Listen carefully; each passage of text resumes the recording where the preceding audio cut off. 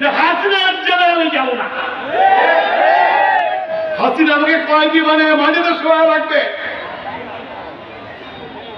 আমার রক্তেও রাজনীতি আছে। হাসিনা, তোমার বাবা শেখ মুজিবুর রহমান সাহেব 1942 সালে নাগর বালুরঘাট ইলেকশনে আমার পিতা ছিল ইনচার্জ আর উনি ছিলেন ভলেন্টিয়ার। তার ছেলে আমি কোনদিন অবশ্যতা স্বীকার করতে পারবো না। তাই জেলে থেকে চেয়ে মনে করেছি আমি বিদেশ থেকে আজকের টেকনোলজিতে সবার সাথে যোগাযোগ রাখবো।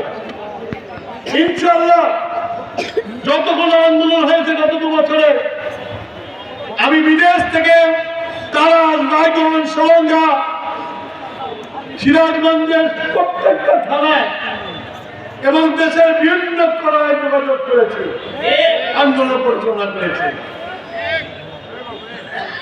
আমি নিয়োগ করেছিলাম আপনারা আমার হাসিনা যদি না যায় আর হাসিনার ক্ষমতা থাকার অবস্থায় যদি আমার মৃত্যু হয় বিদেশে, তাহলে আপনারা আমার লাশ দেখবেন, আপনি জীবিত মুখে দেখবেন না।